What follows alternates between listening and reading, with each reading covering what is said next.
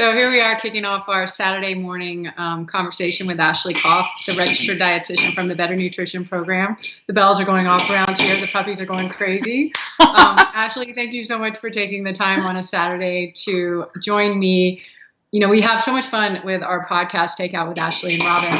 And I was so glad that I could reach out to you and say, hey, I am getting a ton of incoming questions about what people can be doing preventatively to take care of their health as we all stare down this global epidemic.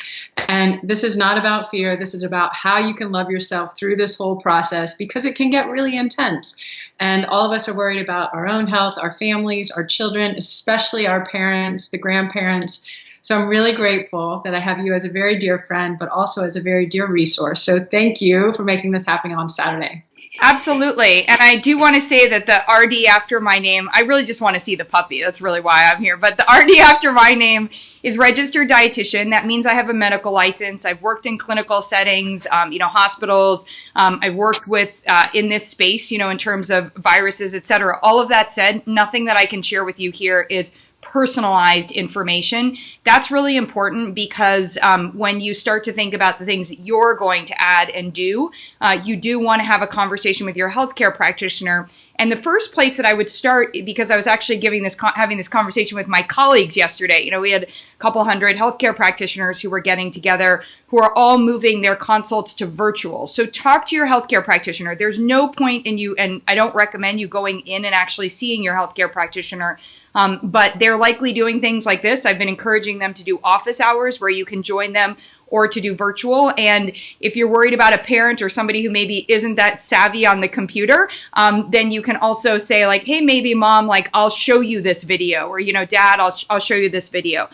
Somebody's mentioning they're having problem with the audio. That may just be on your end. One of the other things I was going to tell you is, unfortunately, right now, there's a lot of competition for this virtual, now that everybody's online. Robin was saying like her empty nest is now a full nest and everybody's here online. So if we go in and out, we'll have the recording, and people can listen, et cetera. But these things may happen. So the first place that I want to start with is keeping yourself healthy is paramount.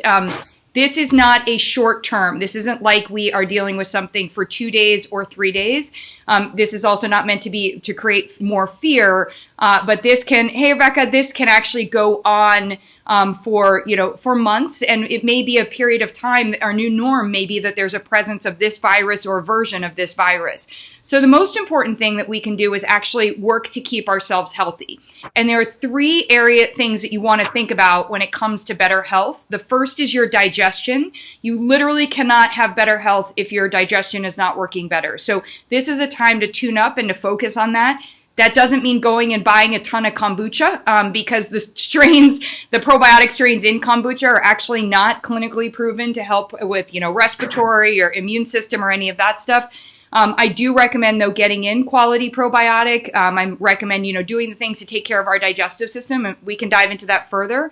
Your detoxification system is also really important. Your body actually has a detoxification system, and we can talk a little bit about what that means. But what that doesn't mean, and what isn't recommended right now, is actually going on a detox. One of the things that can actually not be good for you at this time period is going on a detox that is, like, oh, I'm just going to drink greens juices for, a week, or I'm only going to, I'm going to do the master cleanse or do one of these things. That actually can make things harder if the systems in your body aren't getting what they need, and actually not helping to, eliminate toxins on that part. And then the third one, other than what everyone has been saying about wash your hands and wash everything, which we can get into, the third one is you have to give your body, and I would add to it your mind, enough recovery time. So recovery is, of course, sleep, but it can also be things like pulling away from your social media. It can also be things like taking a nap. It can also be things like laughter.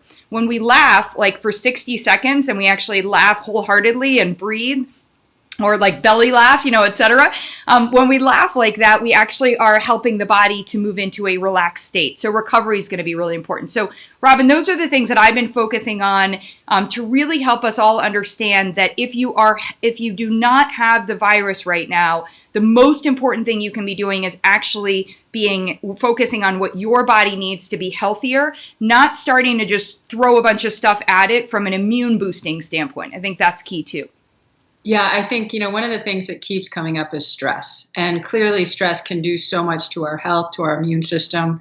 And the challenge right now, I mean, there are a lot of Americans already struggling with sleep, and we've had those conversations. We've worked with companies like Megafood that do a great job of really advocating for supplements in that space. But I think one of the most important things that you've touched on is sort of this energy that we surround ourselves with. What does that look like every day? And I'm thinking we all have a family member that is deeply afraid of what is happening. And how can we better manage that? And how can we also help them manage that? Because again, there is so much love that's wrapped around this whole issue. And I think underneath the fear or sadness or anger or grief is always love.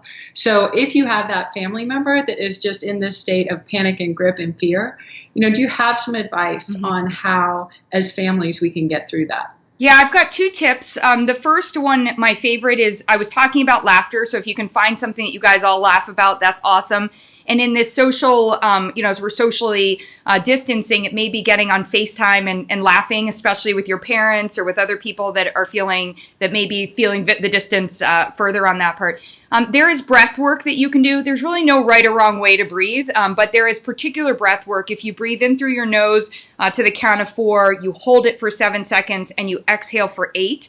If you do that actually 10 rounds, and it's just you're counting whatever pace you're at, it actually shifts your body from being stressed out to turning off that fight or flight response. So it actually works the way magnesium works in the body.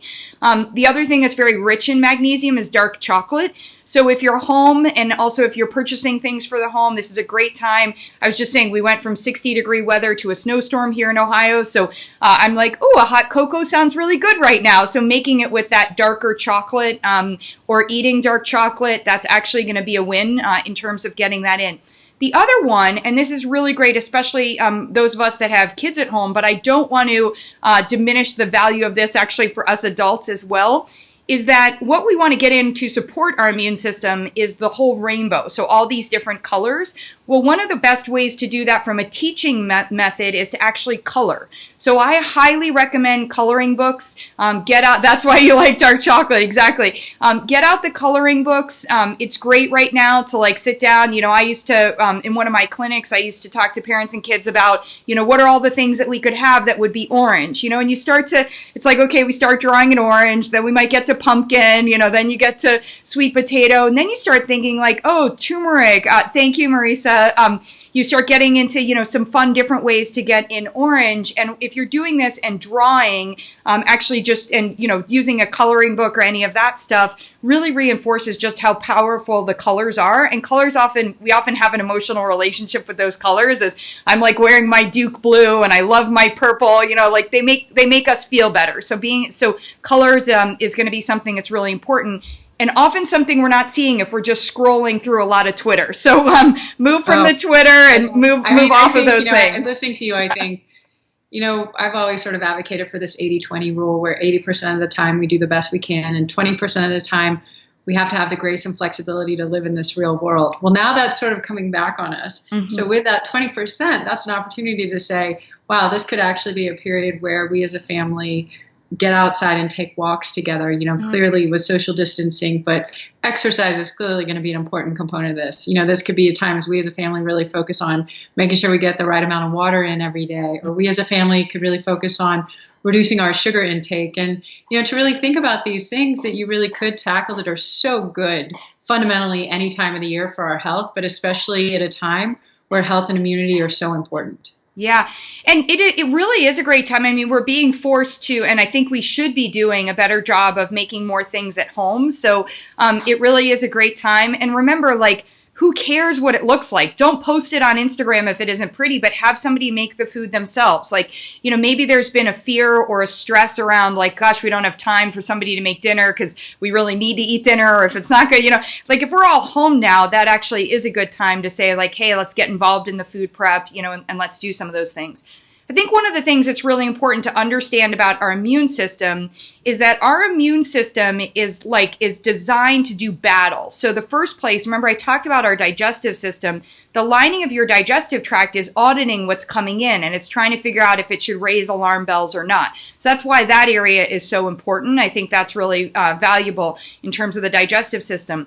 But like anything, what we want to think about right now is we don't want to be focused on using up our immune system. So what I mean is, anything that we can do, the reason recovery is so important is it just allows the system to be like relaxing and getting ready, and you want it to be available to do the big battle. So what you don't want to do is give it all this like fake, like I'm going to pretend like there's a battle. And so what I mean by that is, people have been asking me about colloidal silver and oil of oregano and elderberry and, extra vitamin C and all of these things. And they're like, I'm not going to say I see some things online where it's like none of these have any research. No, they actually do have research. But the issue is that their research is that they are shown in the presence of bugs to actually, take those bugs on. And we have no idea. No research has been done on what actually will help us with COVID at this point. But, just in terms of our immune system. So what you don't want is for them to fight a fake war. And you don't want that to be happening on a regular basis. So I think it's super smart to stock your house with things, that you can get that in the event that you start to not feel well. First of all, please follow all protocols, which include calling your doctor's office, not going in, but calling your doctor's office before you start doing all sorts of different things for yourself. And then you'll know what the correct protocol is on that front. But if you start to not feel well and your doctor says, hey, you're home, it's likely you might have, you might have a cold or whatever. Okay, then you can start with some of those things, and that can be really helpful. Robin, one area I think nobody is doing a good job of communicating, and I really want to jump in on this one, is as we're telling everybody to wash hands, and people are thinking like, oh gosh, like don't touch my face, etc. We have to be on the lookout for dry skin. When our skin dries out, we get cracks on it. We get cracks around here. I wanted to pretend like these are cracks. They're just wrinkles. But we get cracks around the nose. We get cracks around the mouth. We get cracks on our hand. And those cracks are easy access points. One of the reasons we've been saying try not to touch your mouth, your eyes, and your nose, and your ears, like I don't know that anyone's been talking as much about that, but to not touch those areas is that's how the bugs can get into us. But they can also get in through tiny cracks on our skin. So as you're washing, I've been teaching everyone what I call like a DIY or an at-home spa instead of going to the spa right now. But what you can do is after you've washed your hands, if you're going to be home for a little bit, and your skin is still moist, you could put coconut oil on there, you could put your favorite lotion on there, and then you can put mittens on or you could put socks on, and then have everybody do this, and kind of rub them together and just on this part. And that friction is just going to give you some extra heat, so it's going to warm up, like, when they stick your hands in like that lovely little oven or they put a warm towel around them, that kind of thing. That's going to be really helpful for sort of helping the skin, especially like around your nails and things like that. And I would not cut your cuticles right now, because when you are cutting your cuticles, you can push them back, but when you're cutting your cuticles, you can get like extra cuts in there that can open up space on that part. So yes, Marisa, glad that it's something you didn't know, but now you know on that part. So what we want to just be thinking about is being smart on what is good for us from a preventative health standpoint, and those are things that I definitely have been focused a lot on. I really appreciate how careful you are around this conversation. And I know from my own experience and friends and family, people are going to be asking for a lot of specifics. And so I want you to be able to give that information out right now, just because I think people are like, well, what about vitamins? And what about this? And what about magnesium? What about selenium? What about vitamin D? Sure. Those are really specific answers. And again, that needs to be answered specifically to specific situations by a medical professional because of all of the different medications people may be on or the different conditions they may be dealing with. So while we wish we could give like, hey, here are these 5 things and these 5 vitamins, it's unfortunately, it's not that simple and that straightforward. So where can people go, Ashley, to get that information? Sure. And hi, Leah. We missed you too. Leah was saying that she missed us at Expo. We missed her. And please, pop in if you've got any tips or, share this with others because we're just trying to help get the word out. But we definitely miss you.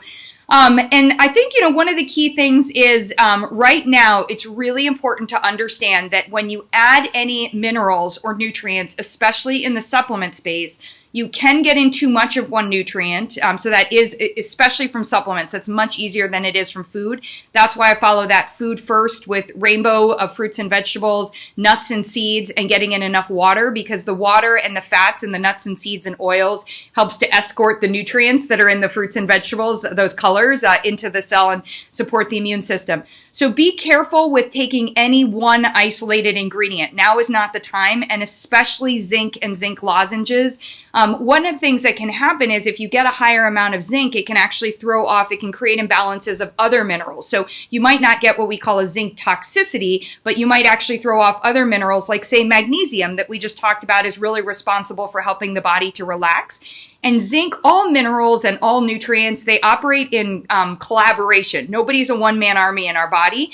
And so, for example, zinc and copper need to be together. They're about 15 to 1, so you need a lot more zinc than you need copper, but we need a little bit of that copper. And so again, when you're eating nuts and seeds or you're eating whole grains or things like that, you're actually getting those nutrients in a balance.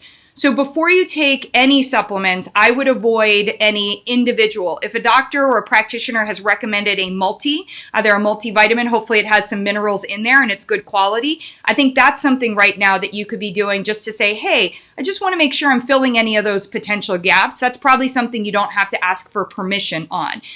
In terms of the other area, one of the things that drives me batty, forget about it, like the time that we're in right now, is when people just say like, oh, you're a vegan, you need B12 and vitamin D, and so you should start taking those supplements. You're like, no, you're Robin, you're human. Let me actually see what your body needs, right? Because maybe you have actually a good amount of B12, but maybe the interesting thing is you don't have B6 and folate coming in. So one of the key things that you can do, again, you can have the conversations with your practitioners, and they can actually prescribe for you getting something called a micronutrient test, or over at the Better Nutrition Program, we have easy quizzes that you can fill out at home, including a rainbow one. So if you want to do it and play the rainbow game, we've got that one as well.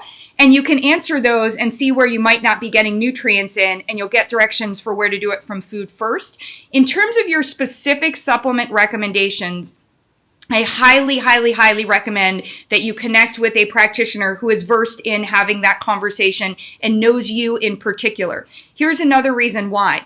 When you take supplements, depending on what else you have going on, you want to make sure that it's your total nutrition. So it's not just your supplements, it's your supplements, your medications, your skincare, and your food all need to be thought about in balance. So a great example is I recently had somebody who was using a protein powder twice a day. And it was a man, it was actually his iron was way higher than it should be. And he's like, I'm not taking a multivitamin, but his trainer had told him about a protein powder that his trainer recommended, right? Not that I'm not picking on trainers here. I'm picking on anyone who just recommends a supplement. So if you're getting too much iron in your system, you're actually suppressing your immune system. So what we want to do right now is we really want to make sure that our total nutrition is better. If you need help, I am comfortable finding you help. We have practitioners. I have a whole network of practitioners we can refer you to. People are doing virtual consults. I've been encouraging my clients to do consults. If in the past they were doing it, they were taking your insurance. If they're not able to take insurance, unfortunately, or telehealth, I've been saying to them to do these quick tune-ups for the cost of your copay. So there may be some investment to do right now, but you should be able to have these conversations and get better information. Happy to help on that part. Again, I just so appreciate the candor with which you speak about this. And I think, unfortunately, we all kind of got into this notion that there was going to be some one-size-fits-all answer to something like this. And clearly there's not. And as we've shared so many times in the podcast, the statistics and the rates of disease in our families, they're skyrocketing. And so we're all dealing with a lot of different issues and a lot of different medications that are coming in.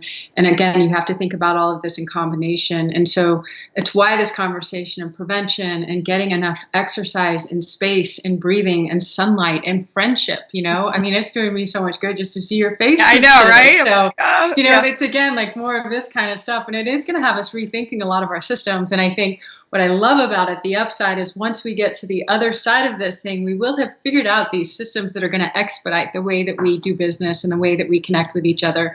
And I think that's definitely going to be one of the silver linings that's coming out of this. So, Go ahead. I think we maybe have a question coming in. Yeah, Leah was asking a question. She said there's some conflicting information on elderberry. Great. So, any of our deep dark purple and all of our deep dark colored fruits and vegetables are going to provide awesome amounts of nutrients for us. Those colors are great for supporting the system. One thing I will tell you is there's a lot of really crappy elderberry products out there. And so some people have been talking about how they're making them sick to the stomach, or, they feel like they're not working, or these kinds of things. So I looked at a couple the other day that were high in sugar and one that had sorbitol. And so that could make somebody gassy. So there are things on that. The other thing is with vitamin C, we actually use a tolerance test where when somebody takes in too much vitamin C, they have to poop, and it's not fun. You got to run to the bathroom, right? So sometimes if you're having that reaction, it may just be that you got in a concentrated amount of a nutrient at one time. But elderberry is one of those that you don't need. Don't start taking it now as just like, let me take elderberry indefinitely. Instead, focus on getting in those deep purple colors, and this actually is something I want to talk about, what to get at the grocery store. So I went to the grocery store, and while everyone was buying out all the toilet paper, I'm like, sweet, nobody's in the frozen section. So I just went to town because especially Rerun needs his frozen broccoli, and I do too. So we got, frozen organic broccoli, we got frozen berries, we've got, I bought frozen cut up deep dark sweet potato, and I got, of course, you got to get cauliflower. It's 2020, so you feel like you got to get a little cauliflower, green beans, kale, like all of these things, and have a ton of that from a frozen standpoint because that's going to stick around. And when it comes to elderberry, where I start with that is blackberry. Maybe if you like acai is a great option. Purple, getting in purple cabbage, getting in purple onions, especially fermented cabbage, great on that part. And in one of our podcast interviews, I remember, oh my God, I just blocked on the actress. Remember the, she's the one that talked about how she did she's such an... Terry Hatcher. Thank you, Terry Hatcher. I couldn't remember her name. I was like, Terry's like, oh my gosh, everybody should be at home making sauteed onions, and especially the purple onions. And I think that's going to be so important on that part, in terms of that. So elderberry, I would look at, great for respiratory if you are in a sore throat, if you're starting to have that at home, and to use it, especially in the syrup. Okay, and Lindsay's asking, what about drinking hot water and lemon and any teas? Any advice for what to drink other than an adequate amount of water? Okay, great question. First of all, the amount of water is important. How often you drink water is extra important. Remember, water is an escort service for nutrients to go into the body. It also works with fiber to help the fiber expand and for it to be a scrub brush and help us from an elimination standpoint. Now, this is going to get tricky, but work with me on this part. From a water standpoint, you also actually need potassium to bring water into the cells. So potassium can be found in things like avocado and in potato and in banana, but one banana has about 350 milligrams and we need 3,000 in a day. So while you're focusing on your water, you may want to focus on your potassium because none of us want to eat 8 to 10 bananas in a day. We have a really quick quiz with some specific recommendations. If you want to grab the potassium quiz, that's over at the Better Nutrition Program under patient resources, and it's quizzes on that part. Get one and share it with your friends. I don't care on that part. You just have, somebody has to get one. And we also have a potassium menu to show you how to get that in, because if you're focused on the water, you might just be peeing the water out, right? So we want to make sure that's coming in. So when I talk about the frequency of water, because it plays this escort role, what we don't want to do is have a big amount of water at one time. You really want to get water in throughout the day. So just like you're pit stopping for other nutrients, you want to think about pit stopping for water. I love water with lemon hot, water with lemon room temperature, water with lemon cold, however you want to get in. We love that part. If you're doing it on a daily basis, use a straw because it can erode, that lemon can erode the dental enamel, and that's important to avoid on that part. Teas are awesome for you. One of the things, and Robin could talk way more about this, and she's got a bunch of resources. One of the reasons we're both so passionate about regenerative agriculture is not just because we need to restore more of these trace minerals and minerals to the soil, but also because when we farm better, we're actually putting more of the antioxidants and nutrients into the food. So in particular with tea, teas, I do look for organic there. Until we have better information, if you see something that's biodynamic, great. But until we have better information, organic is going to probably be our better standard for your tea if it's something you're consuming all the time.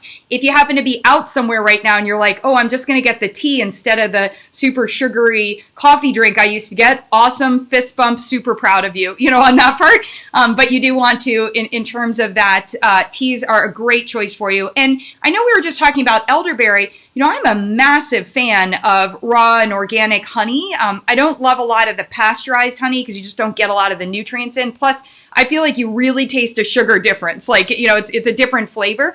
But I love to do tea with a little bit of honey. And a trick, if you put the honey into the hot water as you're making the tea, or just so as you're pouring on the hot water and you have your teaspoon there, you can use less honey, so it's lower in added sugar because it's going to dissolve in there, as opposed to if you wait until the tea is cooler. We're working on that part. But really great question. I want to give a shout out to a couple of our friends. So I had the privilege of being on the farm with Driscoll's head of Americas, Soren Bjorn, a couple weeks ago in Watsonville, California. 25% of their supply chain is organic. He is working as hard as he can to figure out how to make a smarter strawberry field that's safer and better, not only for his farm workers, but also for all the families that consume this. So listening to you, I too yesterday did a raid on the frozen aisle in the grocery store, which is so why we're friends. Buying up all the frozen veggies because, again, it's not any kind of panic, but I thought, I can throw this stuff in a smoothie. I make smoothies every morning for the kids. Our friend Catherine McCord of Weedlicious has a brand new cookbook out all about smoothies. So again, it's like, how can we actually take this time and figure out how to have a little bit of fun with our families? I love the suggestion of cooking. And I always say the first ingredient in any kitchen is music. And how can whoever you're inviting to participate, and I don't care if they're 5 years old or 55 years old or 85 years old, they get to pick the tunes and then they can come in and start to participate. And again, I do think that there are going to be a lot of silver linings in this. It is going to be a challenge, but there also are going to be some incredible silver linings. And I think to just take this time to think about how can we be taking care of ourselves, because a lot of the avenues that we normally can go down, like going out to eat in restaurants, they're slowly going to, be kind of closing in on us. And so give yourself permission to do something in the kitchen. And who cares if it gets a little bit messy? You can always clean it up. And who cares if it goes wrong the first time? You can always do it again the second time. And again, I think giving yourself permission to participate in this is just part of the process. I love it. My favorite thing, I felt like the universe, exactly what you were saying, was intervening because I was doing a little bit of Twitter and I was also making breakfast. We got very late. We're on staycation just before this. And there's an Alzheimer's awareness organization. I shared it on Twitter if you happen to be on Twitter. And Sting recorded a version of Dock of the Bay. Oh my gosh, it's so good. You've got to listen to it. And I was like in the kitchen and I'm like this. And I was like, and all of a sudden my boyfriend's like, what's going on with the eggs over there? And I was like, oh, I'm sorry, like that kind of thing. So, I think the music is definitely key on that part. Thank you, Trudy. We had are you familiar with what the process is for testing, developing a vaccine? Some of us are interested in how these are developed and when a crisis like this, it's being safe. So I will actually tell you, I have the total privilege and honor of having two incredible members of my family. One who has worked in vaccine development for the last 30 years for the AIDS vaccine, International AIDS Vaccine Initiative, and he now runs a program called the Human Vaccine Program. And then my brother is a pulmonologist at Yale, and he's working in all of these things, and we're actually going to have him on the podcast as well. And what I would say to you is I'm following the information, and everybody is, so I'll talk about the testing in a second, but I know there are a lot of scientists, especially globally right now, who are getting together. They have these super cool science networks and they're all talking and they're geeking out and figuring things out. And I feel like we're really, really lucky. One of the things that I just want to keep happening is to have that global community of medical practitioners coming together. So one of the reasons I keep reminding people to go back to the World Health Organization, it's not that I have anything against our CDC. I just think there are places globally where the World Health Organization is maybe getting information more quickly right now and is open to sharing, just different information from different countries, at this point. So I think stay tuned on the vaccine part, and I will definitely be sharing information as it becomes available. And I also understand that there are concerns around that part. And I think what we have to do right now is understand, just like many of us got a flu vaccine, I know people that got the flu and who had also gotten had the flu vaccine. So anything is going to be imperfect. Hashtag better not perfect. We hope for something out there. On the testing front, we are woefully behind. That is also why we are going to see numbers skyrocket. We anticipate for these numbers. Our governor just came out, a Republican governor on Fox News. This is not meant to be political. I am just saying this is across the board. I'm so proud of what he's been doing in Ohio. And he said, we're pretty sure that we have over 100,000 people already here with it. And we're hearing of 3 cases. If you listen to our media, oh, it's not in Ohio yet, those kinds of things. So testing is going to help us understand better who has this. The one thing you cannot operate on is thinking about if you are a young person, i.e. under everyone's definition of young is obviously we all like to think of ourselves as young, but if you're under 60, there's a lot of misperception that this is something that won't happen to you or can't affect you. That's totally untrue. What we're talking about is with every decade in adulthood, an increased risk of how deadly the disease is just by sheer age. But remember, a lot of people who are younger fall into these risk groups categories because they have immune challenges and things like that. So thank you for asking that. Leo is saying the organic food supply is global. I'm wondering what's going to happen to our industry in particular. Perhaps we can raise more awareness about less than 1% of farmland here in the U.S. is organic. We absolutely need more support to expand all of that. A million times over, thank you to Robin and all the work that's going on at Replant on that front, because it's really about how do we finance all of this. And Leah also said, yeah, I'm who all the way. Yeah, we're somebody was doing that song. They're like, who are you? It was that whole thing. We were just dancing around. We're thank you for the World Health Organization. And I think one of the key things that actually the World Health Organization does such a good job of, speaking of which, is they take such a moderate approach. So somebody was asking me, do you have to avoid all sugar, Robin? And you know how I feel a little bit about that. I just said, let's have some dark chocolate, or so first of all, wherever you can add fruits and vegetables in, and what I mean is baking fruit or add, if you bake sweet potato, it gets really sweet. If you use pumpkin in a recipe, wherever you can add those, you're actually getting a higher nutrient intake of those nutrients that are important for your immune system. So if you can use those things to sweeten things, that's your better bet. But for healthy individuals, we normally say for healthy individuals, per the World Health Organization, 6 teaspoons max of added sugar. 1 teaspoon is about 4 grams, you'll see on a label, 4 grams of sugar. Right now, I wouldn't consider us in a normal space, even though we are, for anyone who's healthy, you're still healthy. I think we can come down a little bit on that. So what I would look for, and what I often say to my patients when they're healthy, and if they're trying to keep their energy and their better blood sugar and these kinds of things, is try to stay in a realm of 1 to 2 teaspoons of added sugar once or twice a day. And so that would play out with 4 to 8 grams of added sugar. And remember, that's just the added sugar. That's not the carbohydrate. It can get confusing, but we're happy to help on that part. There you go. Oh, and Lara says, I have to go, but love seeing Robin live. She's such an inspiration to me. Ditto. Love that. Thank you so much. So I think, what we're seeing is that this challenge that we're facing as a globe really is inviting us to get really creative and innovative around some of the systems that we've inherited from the 20th century and really think about them for the 21st century. And if things like this virus continue, how can we do a better job of bringing transparency to our supply chain and taking better care of our bodies, our farmers, our farm workers, and our land? And I think, that's the open invitation. And so it's going to invite this just radical collaboration. And I think as a consumer, always be looking for transparency, always reaching out to the companies asking for transparency. We're going to continue to do that. You and I are going to continue to push for that. For the brands that are really trying to figure out what's going to happen to their supply chain, what's going to happen to their procurement so that they can source enough for what we all need. Again, this is going to require a transparency that maybe some have not been brave enough to step into. The invitation is right in front of all of us right now so that we can really build out these systems in a robust, strong way to support the future that we want to create coming out of this. Yeah.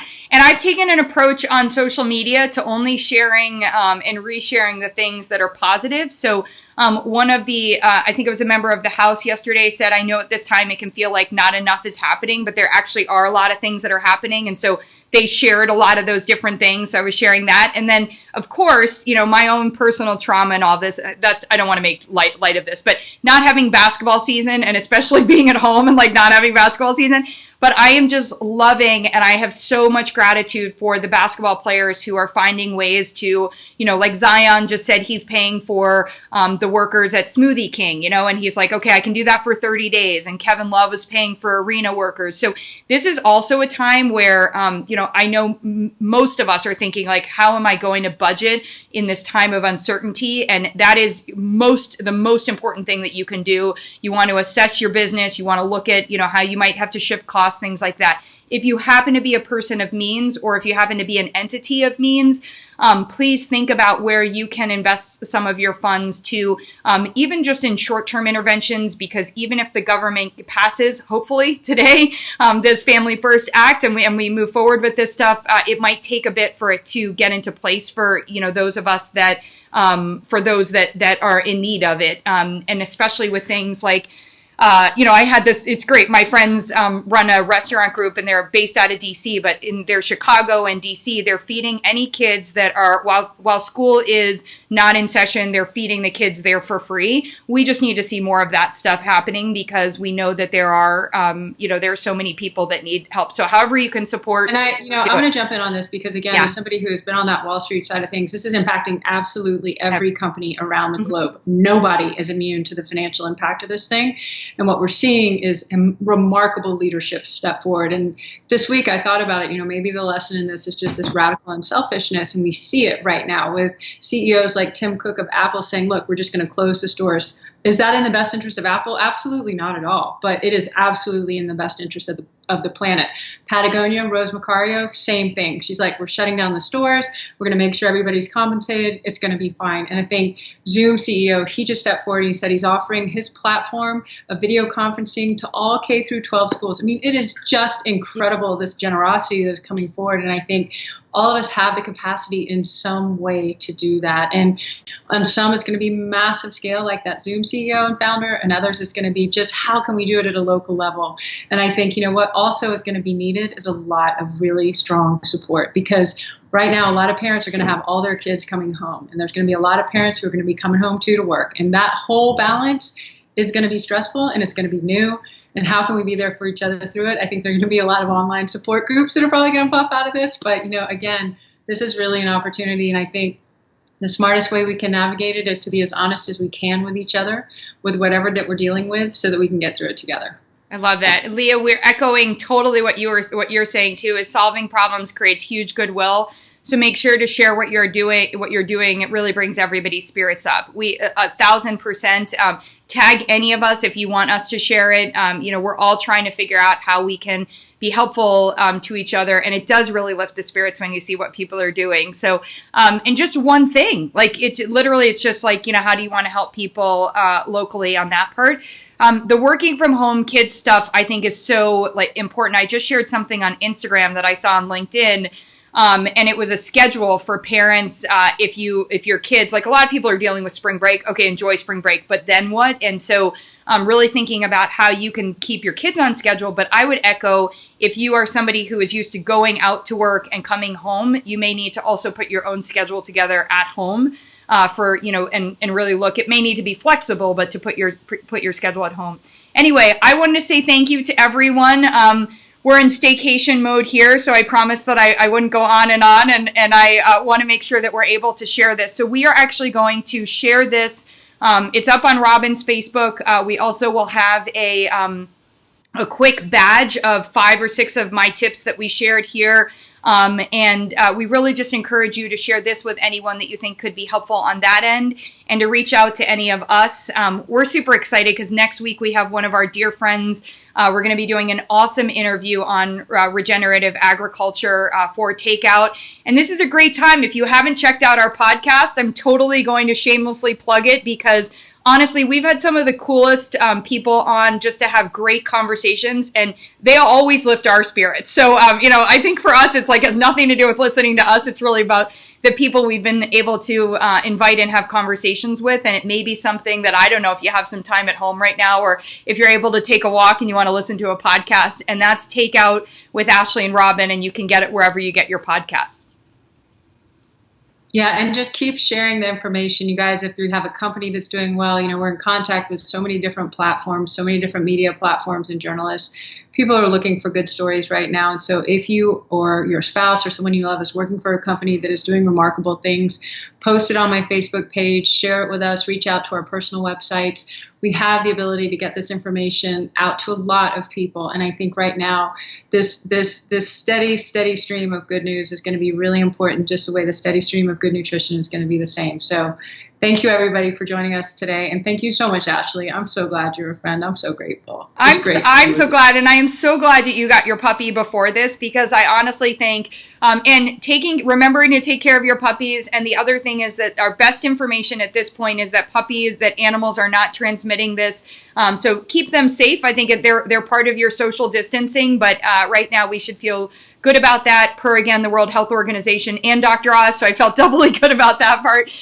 But yes, thank you so much, everyone. And what is your podcast website link podcast? So our podcast is Takeout with Ashley and Robin. And we actually spell the takeout with a space in the middle. I don't know if that's right or wrong, but anyway, Takeout. So it's Takeout with Ashley and Robin. Just go to iTunes or go to, Spotify, wherever you listen, or not Spotify, wherever you listen to podcasts. You can tell I'm not very promotional on those pieces. If you have any trouble finding it, I'll have Robin pop a link into her Facebook here just with that as well. And we'll go ahead and share that icon as well in a post just following, so that you've got that. And then I'll be sharing a YouTube link very shortly, so we can share it in other places.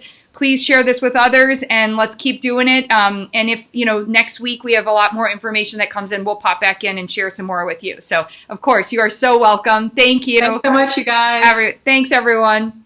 Stay safe.